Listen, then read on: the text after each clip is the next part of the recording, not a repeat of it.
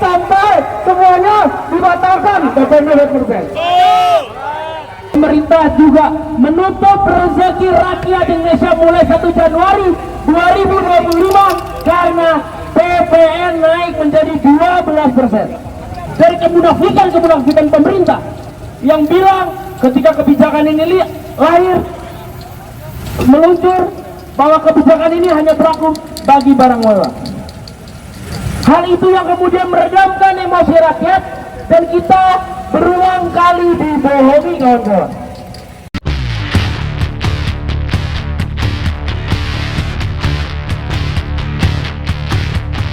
Pemberitahuan bukan izin, bukan jadi satu permasalahan.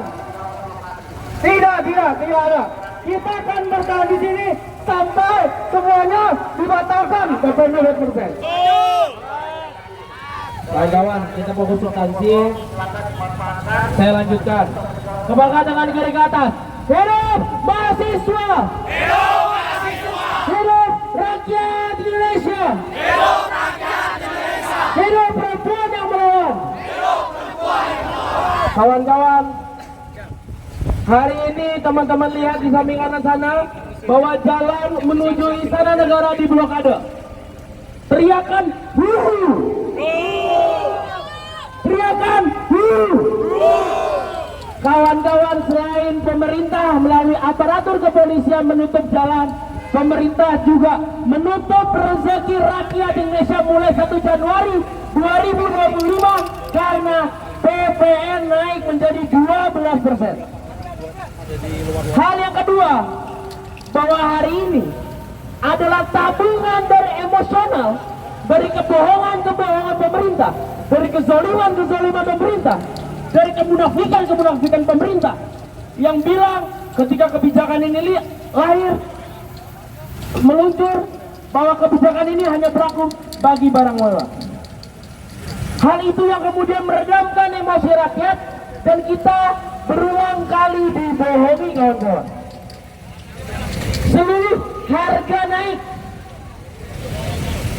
Setidaknya seluruh kelas dari kelas menengah, rentan miskin hingga miskin mengalami kelonjakan atau kenaikan daripada pengeluaran.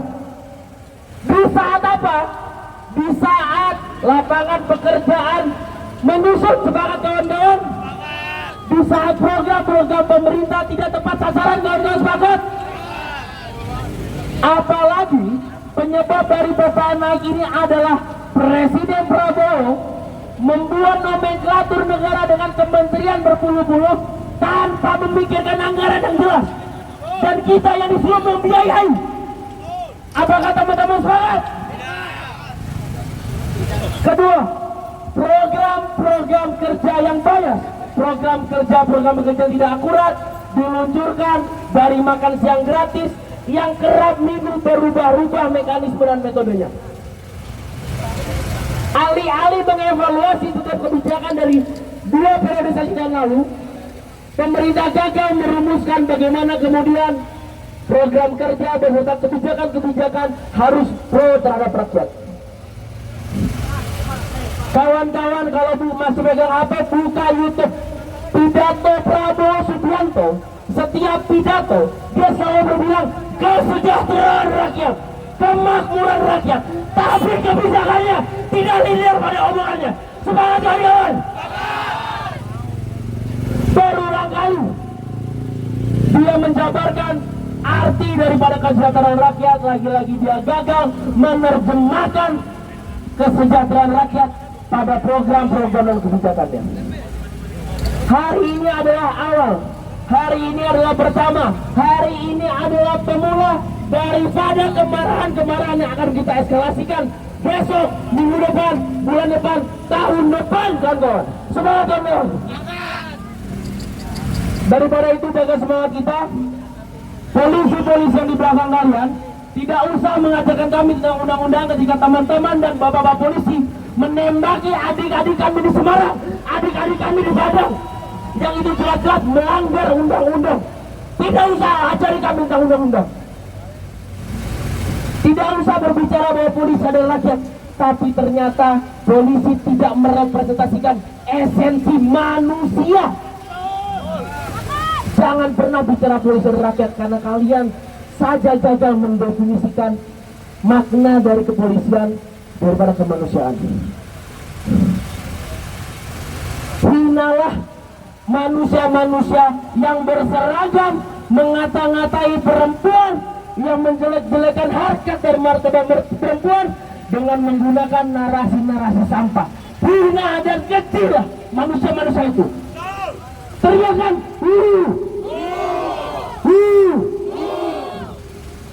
Setelah ini kita akan eskalasi kemarahan. Kemarahan kita tidak perlu dibatasi. Kemarahan kalian harus dieskalasi. Kemarahan kita, rakyat Indonesia, harus diakomodir. Semalkan tangan kiri ke atas. Hidup mahasiswa! Hidup mahasiswa! Hidup rakyat Indonesia! Hidup rakyat Indonesia! Hidup buruh! Hidup buruh! Hidup tani! Hidup tani! Hidup perempuan yang melawan! Hidup perempuan yang melawan! Terakhir saya berbicara pada media bahwa bukan hanya mahasiswa, kami mengajak seluruh elemen masyarakat sipil, pekerja, buruh, petani, dan kami mendesak pemerintah Prabowo Subianto untuk segera mengeluarkan Perpu dan seluruh anggota DPR RI merevisi Undang-Undang HPP, dan penegasan dari kami, seluruh partai politik harus bersikap yang ada di Senayan. Untuk apa kalian duduk? Untuk apa kalian berkampanye? Untuk apa kalian dipilih masyarakat? Tapi kalian tidak merepresentasi kemarahan kami hari ini terhadap PPN yang naik 12%. Semangat kawan-kawan. Kami mendesak seluruh partai politik untuk bersikap di parlemen, karena kami adalah parlemen dari ekstra parlemen. Terima kasih. Saya kembalikan ke moderator. Tentang bahwa pajak akan dinaikkan ke 12%. Kawan-kawan, bayangkan suatu negeri di mana pajak tinggi, tapi lowongan pekerjaan tidak ada. Kawan-kawan, bayangkan suatu negeri di mana pajak tinggi, tapi pendidikan mahal, kesehatan tidak gratis. Apa kawan-kawan sepakat dengan keadaan itu? Kawan-kawan, pemerintah dengan dalih pajak, dengan dalih pemerataan, nyatanya hanya ingin merampok kita, merampok orang tua kita. Hari ini sebagai bakti terhadap orang tua kita, sebagai bakti terhadap masyarakat, sebagai bakti terhadap bangsa dan negara, kita menyuarakan bahwa kita tidak sepakat atas kenaikan pajak menjadi 12%. Sepakat kawan! Hari ini kita berniat, berikhtiar untuk menyampaikan suara kita di rumah Istana Presiden. Istana Presiden yang dibangun, dirawat dari pajak kita. Nyatanya Bapak Presiden malah mengirimkan kacung-kacung berseragam coklat dengan dalih untuk mengamankan kita. Padahal kacung-kacung berseragam coklat ini dengan mulutnya pun menyakiti hati kita sangat kawan.